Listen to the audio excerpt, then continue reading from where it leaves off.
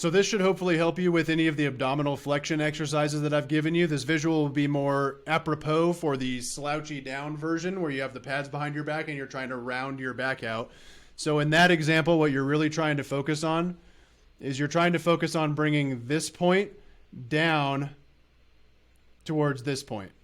And at the same time, slightly trying to posteriorly tilt your pelvis to bring this point up towards this point. So it's kind of a two-way street. You'll definitely get more movement from the up here part coming down. However, you want to kind of lock your pelvis in a little bit by sort of tilting it backwards. Now we'll let this play so you can see how this happens through movement. Bringing that down. So especially this muscle right here, rectus abdominis, will be the one where you'll feel the most work happening. If you're really focusing on trying to bring this sternum and the xiphoid process, this little point down here, down towards your pubic symphysis, where this little sucker is down here. That's going to be very helpful in terms of a visual. And then you really want to get the idea of, if you see at the end of this motion, there's a little bit of a rounding of the lumbar spine, where at the beginning of the motion, it's a little bit more of a natural curve there. That's why those pads are behind your back. So you can vividly imagine, you see this natural arch in my back here? See if I can get that to show. As I slouch, it comes and rounds out and pushes backwards, and that's what causes you to push your spine back into the pads.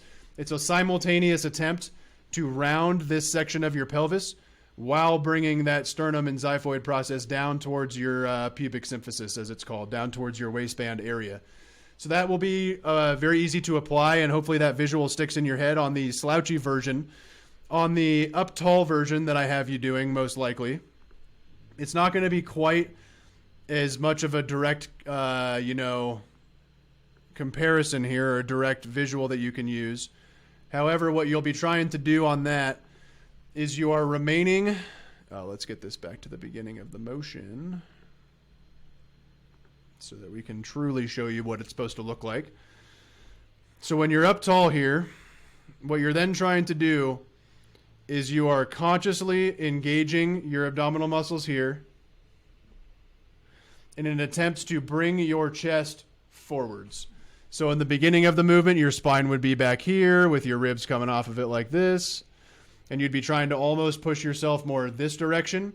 And then as you come around, you're trying to then push yourself forwards.